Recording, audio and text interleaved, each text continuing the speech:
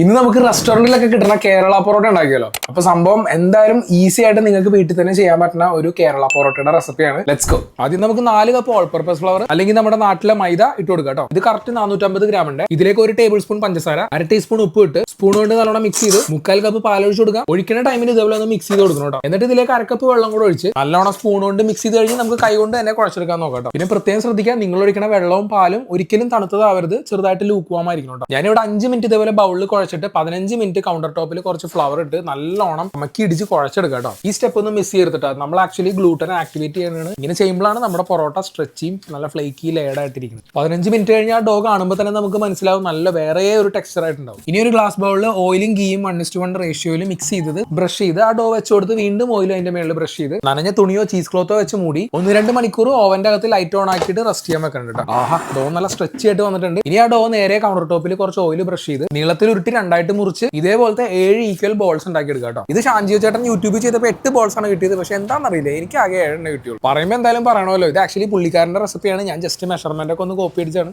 ഇനി നമ്മുടെ ഡോ ബോൾസിലേക്ക് കുറച്ച് ഓയിലും ഗീയും തേച്ച് നനഞ്ഞ തുണി വെച്ച് മൂടി 20 മിനിറ്റ് എങ്കിലും നമുക്ക് റെസ്റ്റ് ചെയ്യാൻ വെക്കാം കേട്ടോ. ഇനി ഡോ ബോൾ കൈകൊണ്ട് തന്നെ പരത്തി നല്ലോണം സ്ട്രെച്ച് ചെയ്ത് ഓൾമോസ്റ്റ് ട്രാൻസ്പെറന്റ് ആയി തോന്നുമ്പോൾ നമുക്ക് നൈഫ് കൊണ്ട് ഇതേപോലെ വരയിട്ട് കൊടുക്കാം കേട്ടോ. എന്നിട്ട് 2 കൈ കൊണ്ട് ഇതേപോലെ അടുപ്പിച്ച് നമുക്കൊന്ന് ചുരുട്ടി എടുക്കാം കേട്ടോ. മറ്റേറ്റം അതിന്റെ അടിയിൽ വരണം കേട്ടോ, അല്ലെങ്കിൽ പരത്തുന്ന ടൈമിന് മര്യാദക്കുള്ള ലെയർ കിട്ടൂല. ഇനി കുറച്ച് ഓയിൽ ഒഴിച്ച് നനഞ്ഞ തുണി കൊണ്ട് മൂടി 15 മിനിറ്റ് റെസ്റ്റ് ചെയ്ത് കഴിഞ്ഞതിന് ശേഷം നമ്മുടെ പൊറോട്ട കൈകൊണ്ട് ഇതേപോലെ അധികം ബലമൊന്നും പിടിക്കാണ്ട് പരത്തി കൗണ്ടർ ടോപ്പിൽ നിന്ന് എടുത്ത് നല്ല ചൂട് പാനിലേക്ക് ഇട്ട് കൊടുക്കാം കേട്ടോ. ഇട്ട് കഴിയുമ്പോൾ തന്നെ മീഡിയം ഹീറ്റിലേക്ക് മാറ്റി അവർ ഗോൾഡൻ ബ്രൗൺ ആവണ വരെ നമുക്ക് തിരിച്ചും മറിച്ചിട്ട് കുക്ക് ചെയ്തെടുക്കാം കേട്ടോ. 3-4 കുക്ക് ചെയ്ത് ചൂട് പോകാണ്ട് ഇതേപോലെ അടിച്ചെടുത്താലേ പൊറോട്ടയുടെ ലെയറുകളൊക്കെ നല്ല അടിപൊളിയായിട്ട് വിട്ടിരിക്കുള്ളൂ കേട്ടോ. അപ്പോൾ ഷാൻജിയോ ചേട്ടാ, thank you so much for the recipe. ഞാനിപ്പോൾ ചെയ്ത മെത്തേഡിൽ നിങ്ങൾ ചെയ്യുവാണെങ്കിൽ എന്തായാലും ഫെയിൽ പ്രൂഫ് ആയിരിക്കും കേട്ടോ. പൊറോട്ട ഉണ്ടാക്കുമ്പോൾ നമ്മൾ കൊടുക്കുന്ന റെസ്റ്റ് ടൈം, നമ്മൾ എന്തോരം ഓയിലാണ് ഉപയോഗിക്കുന്നത്, അതിലൊക്കെയാണ് അതിന്റെ കേരള പൊറോട്ടയുടെ ആ ഒരു ലുക്കും ടേസ്റ്റ് ഒക്കെ കിട്ടണം കേട്ടോ. അപ്പൊ പുതിയ റെസിപ്പിയായിട്ട് നമുക്ക് അടുത്ത വീഡിയോയിൽ കാണാം. അപ്പോൾ ശരി.